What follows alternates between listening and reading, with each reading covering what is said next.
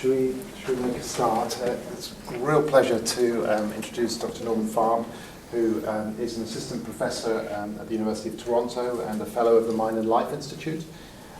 He's also a co-investigator on a Varela Award from the Mind and Life Institute that colleagues here are on as well. So Beglot Jelsvik is on that award as well, Mark Stokes and Andrea Reinecker. Norm's work is around mindfulness, embodiment and mental health, really rich, ripe area that I think is really going to grow and develop in the next 10 years, and methodologically uses some really interesting range of approaches: self-report, experience sampling, biobehavioral measures, and imaging type work. There are very few people who have that methodological expertise in different areas to ask really interesting questions. He's published a really nice set of programmatic papers, and I looked up yesterday his paper that I'm most familiar with, 2007 paper on neural modes of self-reference, has been cited 500 times. I'll just finish on this. It's a paper that I've heard many people describing that paper, and I've actually been in the position myself of describing it to lay audiences. And it's a bit like the Mark Twain story about a really classic novel. It's the novel that everybody describes without actually ever having read the novel themselves. And I have to be honest, I've not read it back to back, but I'm really happy today to hearing the kind of richness and the depth behind the studies that tells this programmatic story. Just a housekeeping point. The talk today is being recorded and will go on YouTube. So please, all coughs, all sounds, and all questions, particularly at the end, please only ask them if you're prepared for them to be in the public domain. Thank you. Over to you. Thank you so much. Yes, well, hello everyone. Welcome. Thank you so much for welcoming me here into your community. It's really an honor to be here, and I really appreciate you taking the time to come see me prattle on for 45 minutes or so. And today I'm going to try to make it worth your time. I'm going to speak a bit about some recent developments in our understanding of mindfulness. And I've taken this sort of, I've made the decision to be a little bit perhaps political and discuss kind of a bit of the hype around mindfulness today as well, because I think it's a growing concern for practitioners and clinical investigators alike. So I don't know how much I'll resolve, but hopefully I'll provoke some thoughts, and then we can chat about it at the end of the talk and on through the day as you like. So let's get started. Oh, and if I do say anything completely incomprehensible, please let me know. It could be due to articulation or conceptualization, so I'd rather just get that stuff cleared up rather than just bludgeon on through. Okay, so what is mindfulness? Let's figure it out in one slide. There's the popular definition of mindfulness, which is that it's this three-component system, right? That you're doing something intentionally. You're doing something intentionally with your attention, where you bring your attention to the present moment, and you're doing that thing with your attention with a particular kind of attitude, an attitude of non-judgment, right? So intention to do something that you don't normally do, the attention to the present moment, and the attitude of non-judgment or equanimity or acceptance. And sort of tacit or implicit to this definition of mindfulness is this idea that our levels of acceptance and the amount of stability of attention that we can bring to our experience are going to have powerful implications for a broader sense of well-being, right? Otherwise, why do it? Because it's not that impressive. Like jumping over a canyon in a motorcycle is impressive. Sitting quietly for an hour, not so much. So, so there should be some kind of payoff for it, right? And so there's a way to actually develop acceptance in this sort of attentional stability, and that's by doing mindfulness practice, by doing mindfulness training. And that's why many of us have tried doing it, and we may advocate that other people try doing it if they complain about feeling overwhelmed with stress or negative affect or so on and so forth.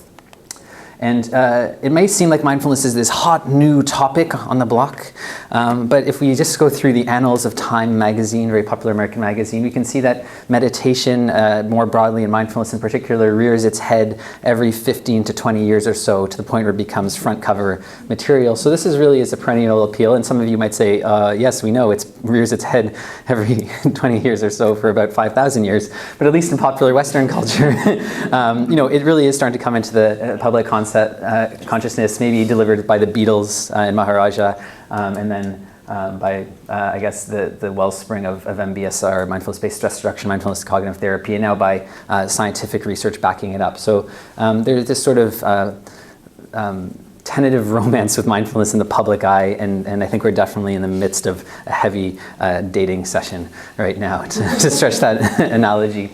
And I want to use a little graphic from some work in information technology, which is referring to this idea of the hype cycle, which is that when something sort of bursts into public consciousness, it's immediately sort of inflated beyond any kind of reasonable expectations. This is expectations on the y-axis. This is actual usefulness on the x-axis. And long before something actually becomes useful, people's expectations go wild, and then there's the inevitable bubble, it bursts, and there's disappointment, right? And like, oh, you said it was going to change my life and fix everything, and I would never be sad again, and I would become the perfect human being I'd always wished I would be, and the great person my mom told me I was. And then I realized I'm not really that different. And so, what a disappointment. And then if the technology is able to sort of maintain some sort of baseline interest level, then we start to see real growth into utility, like sustainable growth into utility. As someone who started kind of researching mindfulness in maybe a decade ago, when things maybe were closer to here, it seems like we're definitely somewhere up here now. You can't escape people talking to you about mindfulness. They find out if you're a mindfulness researcher, they'll tell you some tidbit they heard about on a daytime television show or such, and it's in the media and it's all over the place. And so, if I was really optimistic, I would say like, oh no, we're just this has really just gone up to here. But it's much more realistic that we've sort of accelerated maybe too quickly for it to be real in terms of the expectations and promises around mindfulness training. And so I want to sort of counter that with this idea that maybe a bit different to like transcendental meditation coming into public consciousness in the 70s and becoming really popular, having its own sort of hype cycle and the trough afterwards of disappointment and disillusionment. There's actually a bit of a hope cycle being built to this time around, in that research publications around mindfulness in particular, far outstrip the amount of publications we'd see around transcendental meditation, and we're still growing. So there is a sense that at least our secular modern church, which we call science, is actually starting to really endorse and investigate in a thorough way the processes associated with mindfulness training. I think this is very important because after the hype dies down, what this sort of theory of the hype cycle suggests is that if there really is some kind of substantive gain, those substantive gains will continue. And so the fear is that we'll have this total collapse and then there'll be nothing left. Like mindfulness will leave the world.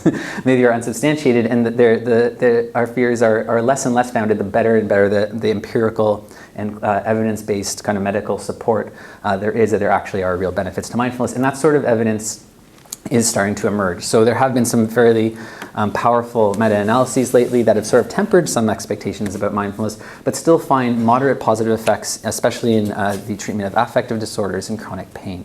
So these aren't like change my life effect sizes that would be like above 1 or something like that. But no, there's something there even when you average across a huge number of studies and try to control for all sorts of things. And so what this means is that there's actually some empirical tractability, that even if the public doesn't care about mindfulness, you could still go to a scientific advisory council or a medical advisory council and say, maybe we should try out this kind of treatment. It's not just that, your daughter's infatuated with it or the Queen endorsed it or something like that. I don't know if she has. We know that mindfulness training reduces physician burnout, so it's also good for the caregiver, and there's some really strong evidence coming out that caregivers in all sorts of walks of life, be it teachers, nurses, palliative care workers, even spousal caregivers, when one spouse actually takes on some kind of terminal illness, are all protected in some way if they have a mindfulness practice. And these are sort of high quality research studies. So this is sort of contributing to what I describe as this sort of hope cycle that's starting to emerge.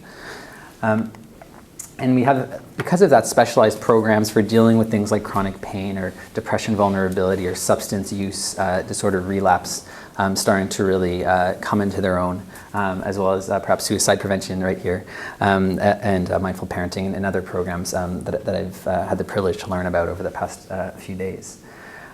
So there's a possibility that of not just having this, one-size-fits-all account of mindfulness, but actually making it a kind of more nuanced application to meet people with their particular requirements. So I'm going to speculate and show you a bit of evidence later about how we might start to delineate some of the different particular mechanisms within a very heterogeneous mindfulness intervention and try to pick up on what each of these bits are doing to try to actually custom tailor the approaches we have as clinicians.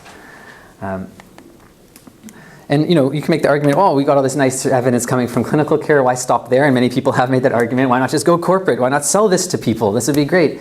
And the knee-jerk reaction is, no, it's ours. We know how to take care of people, and we've chosen careers that sort of prove that, so let us take care of mindfulness. It's not for you. You shouldn't be making a profit off of it. Buddha is not supposed to be wearing aviator glasses and ensconced in gold.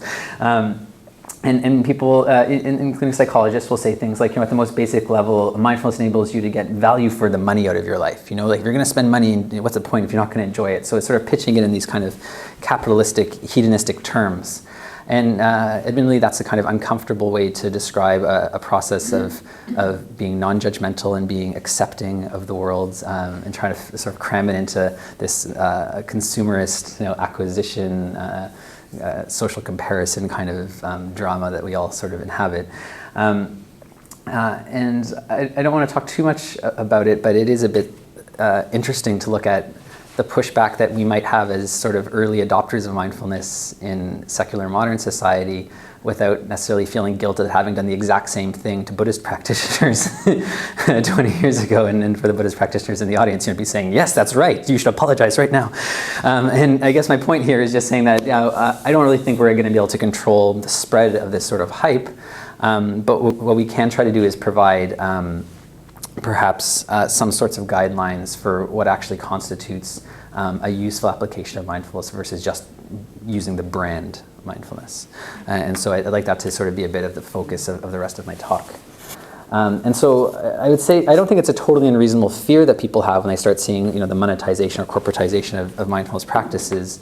But there is this sort of real threat that I've sort of labeled the great danger, just because of how worried and fretting people seem to be about it, which is that if there really is something real to mindfulness training, I think there is evidence to suggest that there is something there, then that does suggest there is a right and wrong way to go about doing it, right? Like, if there is something really real to penicillin, then there would be a right and wrong way to use penicillin, right? And that's something we've definitely started to deal with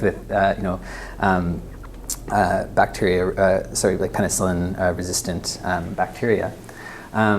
And so the great danger here is, if there really is a right way to do mindfulness that sort of transcends or is a truth beyond the hype, and enough people just try out any kind of mindfulness, and a lot of that is sort of like morally or mechanistically bankrupt mindfulness, they might end up rejecting it because it doesn't work for them. But the reason it doesn't work for them is not because they weren't the right person to do it, but just because they weren't given the right kind of dose or the right kind of treatment. Right? And in that case, you have a whole bunch of people rejecting mindfulness, this kind of backlash against it, and it ends up not helping a lot of people it could help. And even worse, if it's really doing something active, like if it is a powerful transformational process, then we might end up hurting people through this misapplication. And not just someone trying to sell it in like a corporate boardroom, but even us as clinicians not understanding exactly how it works, trying to just generalize to another population or just sort of cram it into someone's cranium might end up doing harm. And there's been quite a bit of work emerging in the past 5 years or so about this sort of dark night of the soul that is talked about in Buddhism, and how sometimes we may actually push people to meditate when they shouldn't be meditating. And all this sort of leads me to think that science maybe can be a bit helpful. I just searched for science to the rescue on Google Images last night, and this is the #1 image. So I have no backstory. I find it titillating. Okay. So not like science is going to teach us how to do mindfulness, because I think we already know how to train people, but maybe it's going to give us a little bit more insight into how it works. Okay, I'll switch slides because this is probably a bit distracting. So with a little shout out to Star Wars, perhaps there's a new hope here, right? Can we find some kind of evidence-based some kind of evidence-based evidence. It's my shining moment as a slide producer. Can we find some sort of evidence that's actually going to give us some real understanding of the causal mechanisms by which mindfulness transforms people's experience, by which it helps produce emotional resilience, by which it helps increase feelings of well-being or the ability to appreciate pleasurable things in life? And can we sort of draw those active ingredients out of these multifaceted interventions? And there are so many assumptions that go into mindfulness training, and I won't have time to even articulate all of them today, but almost all of these assumptions are empirically untested, right? The assumption that focusing on your breath is going to lead to some kind of stability of attention, maybe some support for that already, right? But that stability of attention is going to make you then have insight into the nature of your own personality and your own reactive habits. Not a lot of evidence, a lot of qualitative evidence, right? But not a lot of sort of empirically grounded evidence that insight into the nature of your personality is going to allow you to then naturally make wise decisions for self-care. People tend to feel better, but we don't know it's because of those insights, right? We know they complete the course and they feel better, but they're actually, you'll have to bear with me now if you already sort of believe strongly in mindfulness, we don't actually have evidence that it's these insights that are leading to people feeling better, right? There's a lot of other explanations, right? Being in an 8-week group, meeting some new people, feeling really supported and cared for 8 weeks, that would make me feel better. It's like an 8-week hug. Putting in 8 weeks of time. I'm heavily invested. I'm a super busy person. And I sacrificed 8 weeks of time. I put in an hour a day. I ought to feel better. And someone asks you, oh, was it worth it? And no one wants to say like, no, I just wasted 8 weeks. So there's a strong demand characteristic.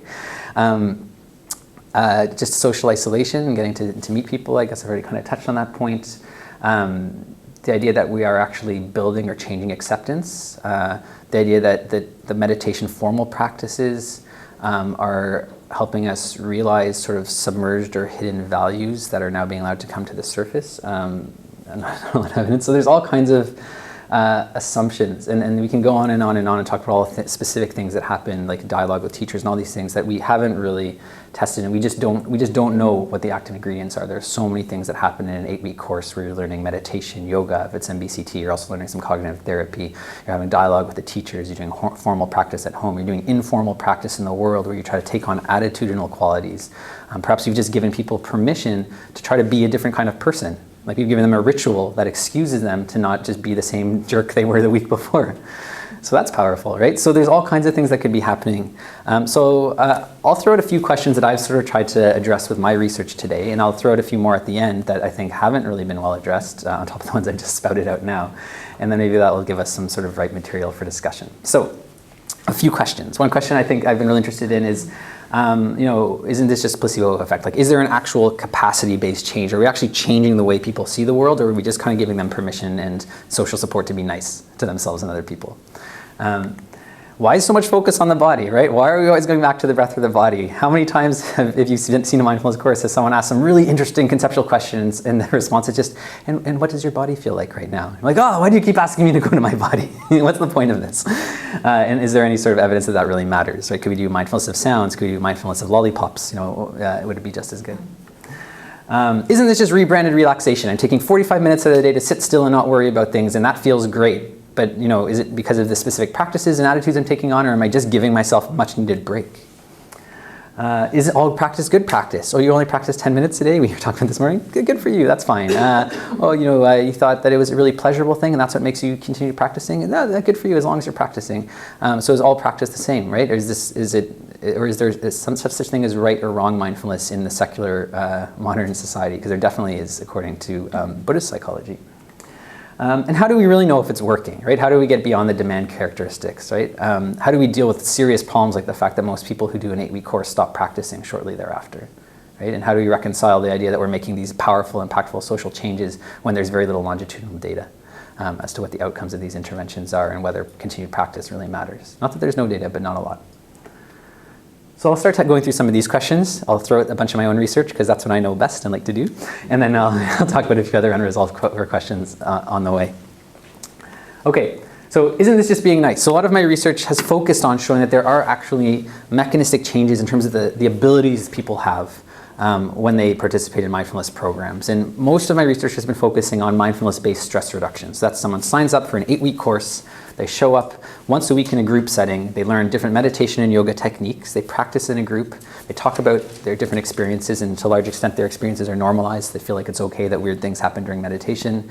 They go home. They practice for 45 minutes to an hour a day with guided meditation audio recordings, and they're asked to do some informal practice, noticing aspects of their experience. There's some psychoeducation about the stress response, and then at the end of the 8 weeks, they're done. And so we look at what happens when people do these kind of courses and whether they've actually changed in a sort of measurable way.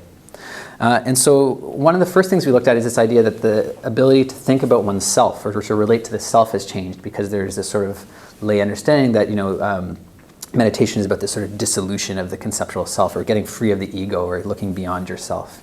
And to do that, we asked people to sort of think about themselves in two different ways. This is the famous 2007 paper where we asked them to either look at trait words appearing on a screen, like cowardly, brave, handsome, whatever it is, and then just to do one of two things, right? They did blocks of periods of time where they thought to themselves, okay, am I cowardly or not? How do I know that? How can I justify that response? And they did that for about 36 seconds at a time. They saw a word every 6 seconds. So cowardly, am I cowardly? No, I'm not cowardly, because just the other day I boldly crossed the street even though I was a little bit scared, or something like that. They just have to come up with some kind of narrative, right? Some sort of cognitive elaboration that justifies their experience. And we sort of thought of that as what people do all the time anyway, right? If you're getting bored during this talk, you might be thinking, oh, what will I have for dinner? Why am I here right now? Will anyone notice if I sneak out? Why did I drink so much tea this morning? And whatever it might be. But you start having these sort of cognitive elaborative thoughts, like, what am I going to do? How does this situation relate to me? And so this is sort of trying to simulate what we thought people were doing all the time. We didn't think this would be too difficult. The sort of dissolution of the self idea was more about coming back to the present and letting go of all this conceptual stuff and just noticing what was happening as experiences arise and pass over time. And so the other condition that we contrasted this against, so we call the sort of experiential focus, sensory exploration. So you're still going to see these words appear on a screen, but when you see the word cowardly, I just want you to notice what thoughts arise and pass, what feelings arise and pass, and what body sensations arise and pass from moment to moment. And if you start trying to justify or judge your experience, let it go. Come back to the present. So it might sound similar to a meditation instruction. And we had people do this when they had either signed up for a mindfulness class but had yet to participate, or they'd signed up for a mindfulness class and had just finished the mindfulness class. So already a bit of a weird part of the population, because they're at least entertaining the notion of meditation, but had to get the people somewhere. And what we found is that everyone, when they start elaborating on their experience, activates this cortical midline system in the brain, which is sort of known to be involved in conceptual self-evaluation. So is this me or not me? But is also sort of the parts of the brain that turn on when you're asked not to do anything in particular, known as the default network. And if you want to have the risk of a bit of reverse inference in neuroimaging, you could suggest that what we're doing a lot of the times by default is making self-referential judgments. And you can interrogate your own experience to prove that that's true or not. And so everyone can do that. And everyone, regardless of training or not, or I should say everyone at the group level, in the untrained group and the trained group, can turn this network down a little bit, right? They can quiet down all the me talk a bit when you ask them to. But what we saw that was unique to the people who completed mindfulness training is this ability to actually engage a sensory network. And this is a network that involves somatosensory cortices. So this is telling you what's happening on the surface of the body, in the middle insula here, which is telling you what's happening inside your body from moment to moment, and also some prefrontal regions involved in attentional control. And this network only was reliably activated in people who completed the 8 weeks of training. So this isn't just about like, oh, I'm going to try to be nice. It's like I can stably allocate my attention to momentary experience in a way that someone who might be similarly motivated to do so and has maybe a basic understanding of doing so but doesn't have the training isn't able to do. Right? So it's this idea of a capacity-based change, not just an attitude shift or a trying to please the experimenter kind of effect. We're sort of intrigued by these insula findings, this idea that you can really hook into the constantly updated experience of what's happening to you moment to moment. And so a lot of my research, or one stream of research that came out of this study, was trying to understand these mechanisms of body awareness. Right? And we found that if we asked people to just monitor their breathing, just pay attention to the physical sensations of your breathing while they're in the scanner, the posterior insula, so right here in the back of the brain, which is supposed to be the primary sort of landing zone from the spinal cord through the thalamus to where our internal body sensations are first represented in the cerebral cortex. Well, this area was very sensitive to just natural changes in breathing rate. Right? And it's more exquisitely sensitive to natural changes in breathing rate when you're paying attention to your breath, right? So this is the interoceptive attention condition, paying attention to your breathing condition. Very close relationship between this amount of signal change we see, so how strongly activated the insula is and how quickly you're breathing, or slowing down your breathing. And compared to just watching words on a screen, sort of visual attention condition, the insula still cares about rate changes in breathing, but it's not quite as exquisitely tuned to it. And there's a bunch of other effects that I might not have time to show you about how the actual connectivity pathways into the posterior insula are actually enhanced just by paying attention to the breathing. And this happens in people without formal meditation training. And this is good because if there was no anchor for a person without training to begin having a connection with their body or their breath, they wouldn't have much of a starting point for training. But of course, the obvious question is, well, is there actually some sort of capacity to represent this interoceptive, this internal body information that's enhanced by the training? So does it extend beyond just trying to be nice to you're really developing some kind of superpower? Because, that's cool. And I'll get to the next point of why all this body stuff matters in the next point. But we do see that even when people aren't paying attention to their breath, that the amount of information that's being captured by the insula is now starting to be reflected more in an automatic way in more anterior portions of the insula after completing training compared to before training. So if this is a high wave of body sensation that might make it to the prefrontal cortex where you're starting to have some awareness and might start affecting your decision making, the road is starting to be a bit better paved, right? There's starting to be a bit more fluidity between the types of activation we have in this posterior insular region and what's happening in more anterior insular regions. And this is happening regardless of whether people are paying attention to their breath or not. This is akin to just kind of having a latent or automatic registration of what's happening in our body that we carry with us throughout the day. And this is an important point because if the body is actually informing us and providing some sort of wisdom that's going to guide our action, it can't only happen when we're being like, I'm going to check in on my body right now to find out what's happening, because when we're stressed, we might forget to do that. Okay. Final point I'm going to show is where the insula actually connects to the prefrontal cortex. So where these body representations actually meet our decision-making awareness centers changes as a function of training. So whereas before training, most of our body sensations are routed down what's literally a low road in the brain to where we make our good, bad sorts of decisions, the ventromedial prefrontal cortex and orbitofrontal cortex.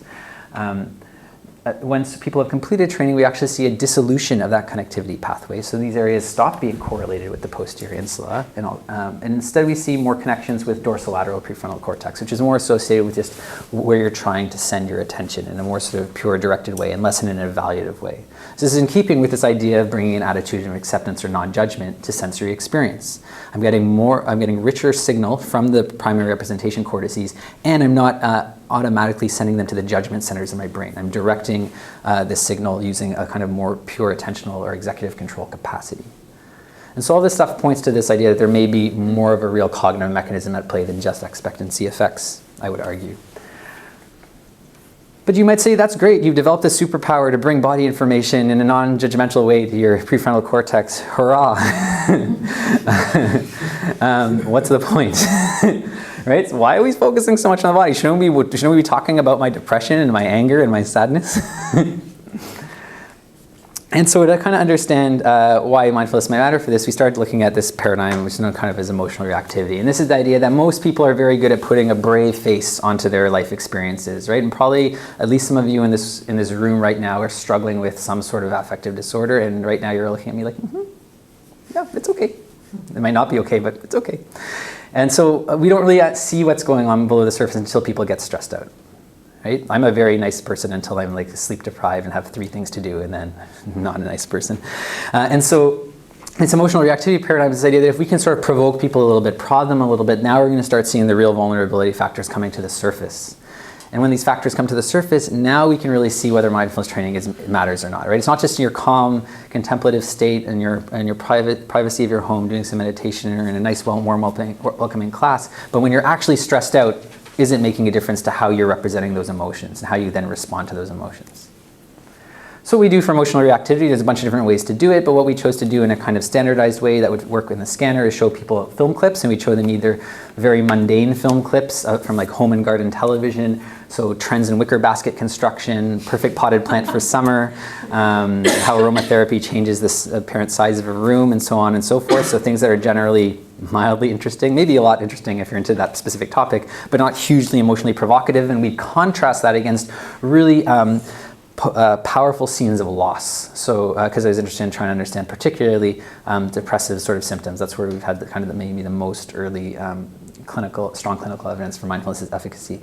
And so these themes of loss would be, John Voight is a boxer and he wins one more fight for his estranged 5-year-old kid, Ricky Schroeder, who went on to star in Silver Spoons, a sitcom in the 80s. And Ricky comes into the change room and they start seeing just the part where he comes into the change room at the end. And He suffered so many blows to the head that he passes away in the change room, and Ricky's just trying to wake him up. He's going, champ, please wake up, please wake up. It's really, really sad. Or Terms of Endearment, where a mother has terminal cancer and has to say goodbye to her kids. So nothing really violent or gory or aggressive or threatening. Maybe those would be better stimuli for anxiety disorders, but themes of loss. And we look at the contrast in the brain between what happens when people are seeing these types of sadness-evoking film clips compared to seeing these neutral film clips as a neural index of emotional reactivity. We also probe people's experience to make sure that the sad movies are making them sad and get them to rate that compared to the neutral film clips. You don't want to just presume. And we have people coming in from the community and doing MBSR. And so we're comparing what happens when people see these film clips, either having just completed these 8-week courses or, again, being waitlisted to these 8-week courses. And so I wouldn't say that these people everything's fine, but they're not like clinically depressed. They're sort of worried well, right, when they have sort of mild to moderate depression scores. And the sort of really interesting question is, to the extent that we can find differences that are associated with emotional reactivity as a function of doing mindfulness training, do these brain differences actually predict differences in their levels of depressive symptomology? Right? Like, does it make a difference for them? With me so far? Yeah? Okay, good. So when we look at what happens to emotional reactivity in people in the waitlist control condition, so they haven't done the training yet, we get powerful activation of these cortical midline networks when they see these films. So these sort of conceptual self-evaluation networks are firing like crazy. Really, really strong, more strongly than if you just ask people to judge whether a word describe them or not. Right? So what happens when we show people sad films? Well, part of it is they start thinking about how that relates to their own experience, right? Which is natural. So medial prefrontal cortex, posterior cingulate, hubs of the default network, hubs of self-referential processing. What was kind of surprising, we found a second pattern of results that were reductions in brain activity. And where were these reductions? In the same sensory regions that seem to be enhanced by mindfulness training. So somatosensory cortex, posterior to middle insula, right lateral prefrontal cortex. And this was a very sort of counterintuitive finding because it sort of showed us this idea that sadness isn't necessarily being overcome by visceral emotions so much in Western adults as it is this sort of conceptualization and self-referential process to the exclusion of what's happening in the body from moment to moment. So when I see something really sad, I just think, oh, okay, yeah, how does that relate to my experience? Yeah, well, it's just like that thing that happened with my mother, or so on and so forth. And people will actually report these kind of experiences in the scanner to the point where they sort of lose track of the fact that these actual visceral afferents that are contributing to emotional experience are changing from moment to moment. They get locked into this sort of perhaps easier to manipulate conceptual story. And why do we think this matters? Well, first of all, what mindfulness training seems to be doing is reducing at least some of the posterior aspects of this cortical midline network. And also where there was suppression in the insula, where it was cutting out the sort of visceral interoceptive information from the body, we no longer have that kind of suppression. They look the same as if they're watching neutral film. So they're still doing all kinds of narrative, elaborative self-reference, but they're no longer doing that to the abject exclusion of visceral changes, momentary changes in sensation, right? You can have your sensation and your conceptual thoughts happening at the same time. And the reason this actually matters is when we canvass all the areas in the brain that actually changes the function of mindfulness training, what we find is that the more that people are suppressing their insular response, this visceral tone of what's happening in the body, the higher their Beck depression inventory scores were. Right? So it's not the case that that being healthy and not depressed is a matter of just not having these negative feelings welling up from your body. If anything, having these feelings welling up in your body is a sign of adaptive, healthy emotional processing. Dissociation from these feelings seems to be more of a correlate of depression. Again, this might be a bit counterintuitive compared to what you might think of as like a lay counter depression of just always being sad and mopey and overwhelmed all the time. It's more of this dissociation or isolation that really seems to be the neural hallmark in this paradigm, at least, of depressive pathology. And I want to point out just from one other study. I know I'm at risk of going way over time, so I'm going to start skipping from thing to thing now.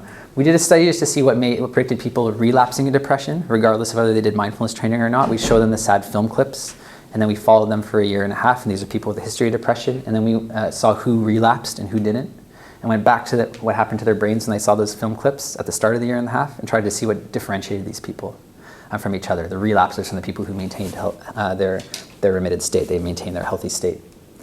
What we found is that the people who actually ended up relapsing were the people who went really prefrontal, very elaborative, conceptual with their experience when they saw the depression films. And the more prefrontal they went, the more they sort of endorsed trait rumination kind of scores.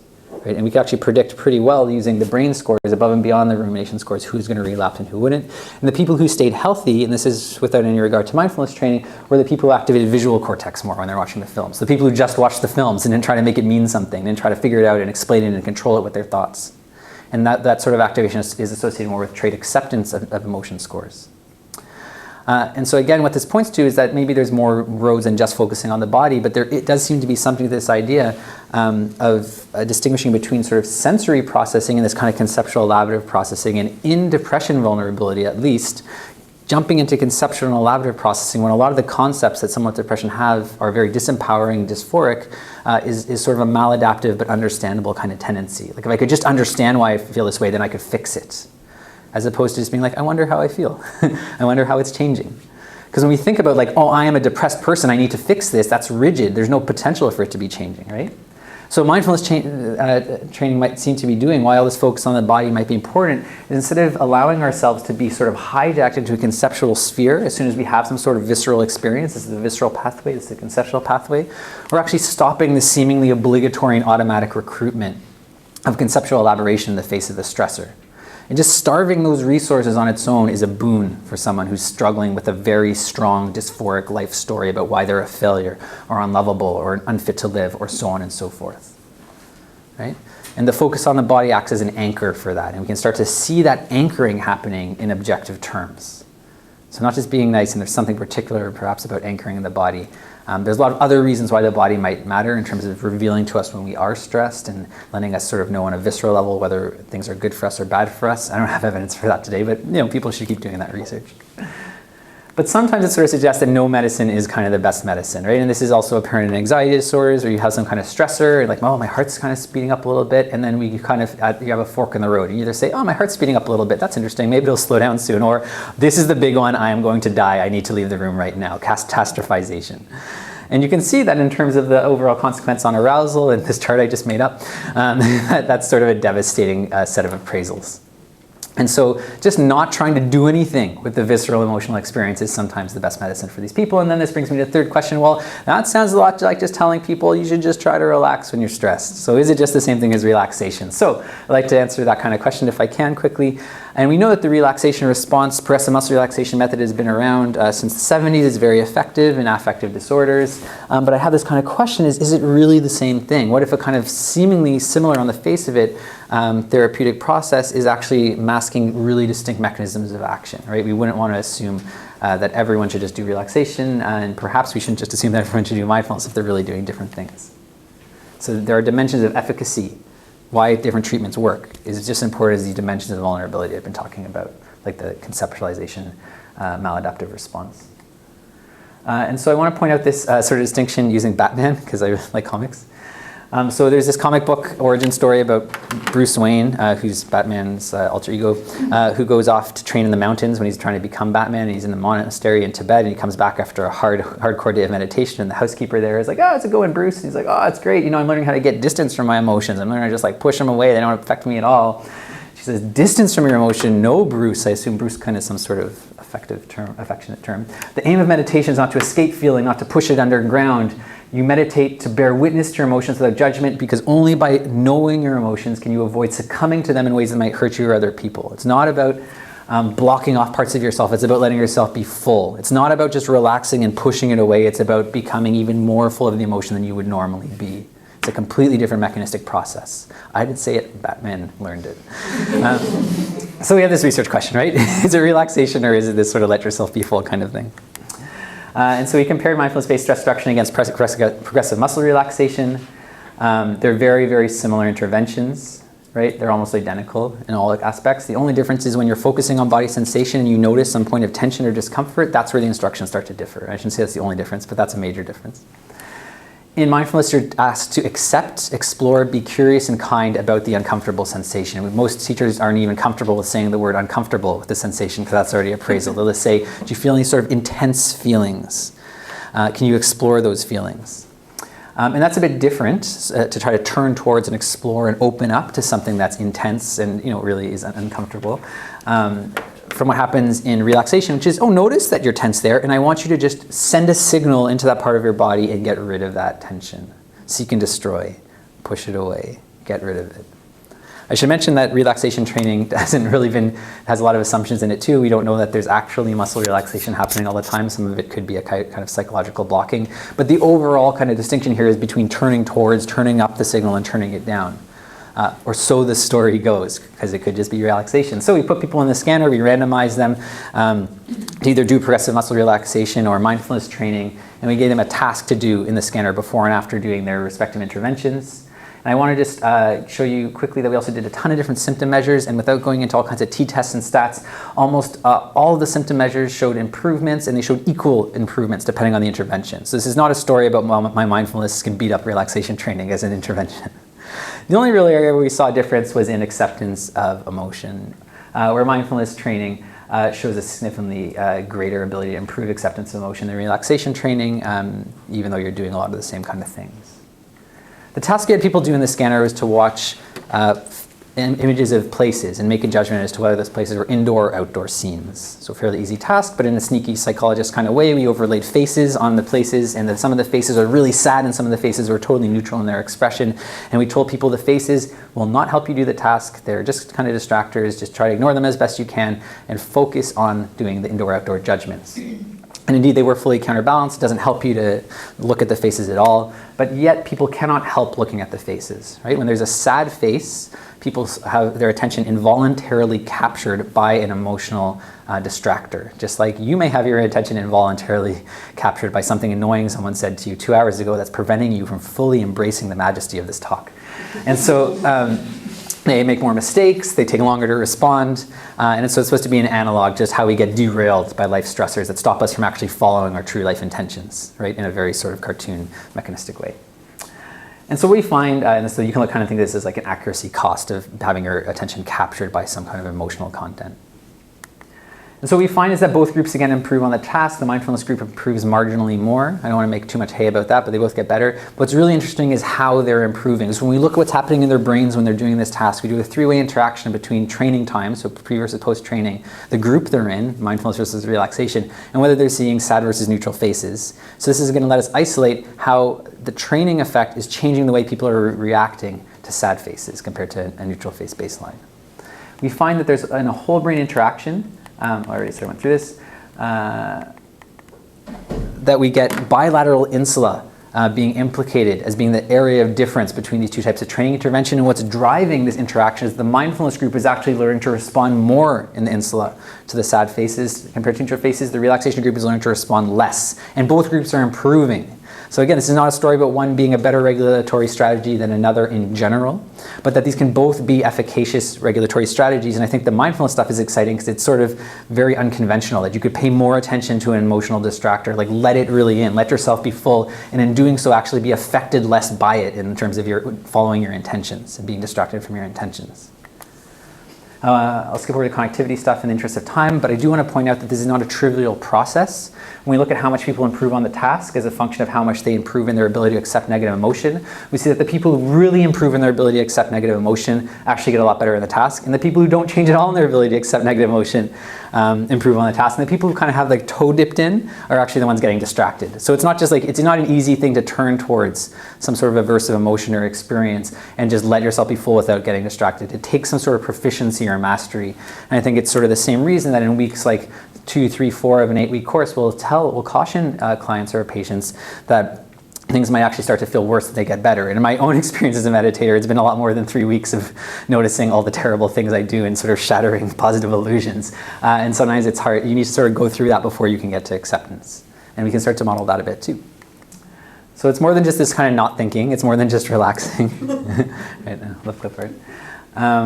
And it also sort of informs our clinical decisions, right? Like when you're dealing with a patient, I know it's sort of anathema in a mindfulness-based intervention to tell someone that it's okay to relax. Like they're like, oh, the meditation was relaxing. You're like, oh, that's nice, and I'm not judging you, but you're doing it wrong. But maybe it is okay for them to relax if that's what they need, right? These are just different mechanisms of regulatory action, and people might not always be ready to let themselves be full, particularly if a very aversive sensation or memory or thought or judgment is coming up. Right? So maybe we do a better service by telling people these are different tools, and it's about learning, using the broader meta-awareness, hopefully generated by mindfulness, to select the appropriate tool of opening versus shutting down emotional processing as needed. So I'll touch on a couple more points at the risk of running out of question time, maybe 3 more minutes of talking, and then I'll stop. So is all practice good practice? Well, we can ask people what they think they're getting out of practice, and they tell us all kinds of things. If we do sort of qualitative interviewing and code their responses, they'll say things like, I get gratitude, I get relaxation, I get this sort of frequency of reporting, I get these sort of mindful attention skills, I get coping skills. It just feels really good. I get awareness of my habits, I get acceptance. So they say all kinds of different things, and we try to correlate these types of responses with actual changes in symptom scores. We get some really interesting effects, such that the people who say I've got this sort of ability now to use my attention in a different way, to change my relationship with my thoughts, tend to improve actually the most, along with people who say I've learned how to accept emotion. These are just correlations with symptom change scores based on whether they're coded with this response or not. But the people who say I'm pursuing, it really just feels good to meditate, actually, if anything, get worse. So it's not just okay for them just to do meditation, I guess is what this is sort of pilot data, like with 35 people. But it suggests that if someone comes to you and says, like, yeah, I'm really just sort of chasing that white rabbit of feeling good when I meditate, that's the time to be pretty stern with them and say, like, you're actually doing yourself a disservice, and you're probably just perpetuating the same kinds of cognitive errors you've been making in the past that have led you to suffer the way you are now. Now, you might want to not use those exact terms or sort of come down on it that way, but that, if you're going to, but my point here is that as this kind of science is sort of determining what the right kind of meditation looks like versus perhaps wrong meditation looks like, we'll actually be able to make those kind of recommendations, as opposed to just saying, it's okay, it's not exactly what I wanted, but just just keep practicing, right? There is such a thing perhaps as wrong practice, and there are much more sort of horrific accounts than just perhaps slightly negative symptom change, where people actually do have psychotic breaks or become suicidal when they're sort of pushed to practice perhaps when they shouldn't be, or allowed to practice in ways that they shouldn't be. So we need to get a bit more concrete about what it means to do practice correctly, not just that any practice is good practice. And I know the primary struggle in an 8-week course is just getting people to practice at all, so maybe it's a tall order, but it's not enough. We have to make sure they're also practicing correctly if we really want to give them a fair shot. Last point I want to raise is, how do we know if it's really working? So Dalai Lama says it's not about any of these capacity changes, right? It's a manifest in your ability to have positive relationships with others, to realize that is really the major condition in your happiness. If we look at mindfulness, we've done some research on mindfulness communication courses, and we see one of the biggest correlates, well, I've already regressed it out here, between changes in dispositional mindfulness as a function of training, is that we stop blaming others so much, right? We start taking responsibility for our own roles in relationships, and actually that's even mediated by positive reappraisal. So we start reappraising our negative encounters with other people, and that leads us to, as being potentially our own responsibility, and therefore under our control, and therefore not such a bad thing, and then we stop blaming others, and that can improve our relationship quality. I know I'm just blowing through a lot of evidence right now, but I just wanted to, again, bring up this point that we need to also start thinking about these distal outcomes, right? It's nice that people feel good about themselves, but that's not really the broader project or the sustainable project, right? Like they should feel good about themselves for completing an 8-week course, but if they're going to sustainably start feeling better about themselves in their lives, a lot of evidence in social psychology suggests that they have to start building more nurturing social relationships. Right? They have to start and break out of isolation, start breaking out of antagonistic cycles with their family. And if they can do those sorts of things, those are real outcome measurables where maybe it doesn't matter so much how much formal meditation they're doing, but this could last a long period of time. Otherwise, that sort of afterglow, the honeymoon period of completing a mindfulness course, is a bit of a short-term and easily gained, well, maybe not easily gained, but easily lost sort of effect. So a few questions is starting to try to address with research. It's just the tip of the iceberg.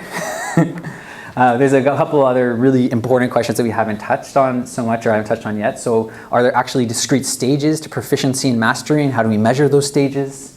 What's the minimum dose of practice that is required, and is that different for different people? How do we even measure teacher quality, the effects of group settings, or other details of the intervention that may seem trivial, it may actually turn out to matter quite a bit. I'm not saying the teacher quality is trivial, by the way. Is mindfulness enough? This is a very important question that we could have a whole lecture on. Is mindfulness enough to sort of achieve this broader goal of happiness, or do other planning kind of skills need to be brought in? People have to start trying to articulate their values and intentions in their lives. Do they have to start having other sorts of social support? So it's not necessarily a complete package on its own. And even the creation of MBCT is a recognition that just mindfulness it alone is not going to be enough for someone in a deep pathological kind of affective state, that you might actually have to help them scaffold up what those positive interpretations will be, even if you use the meditation to weaken the grip of the negative interpretations. So lots of things to work on, and I think it's great because it means there's a lot of stuff for us to do, and we should be able to maintain our gainful employment. that even though there is a lot of hype, there hopefully is a little bit of hope and a growing amount of hope as we all continue on this sort of journey. And with that, I just need to acknowledge all the people who've really helped me to be here today, and of course, all of you for your kind attention. So thank you, and I welcome questions and discussion.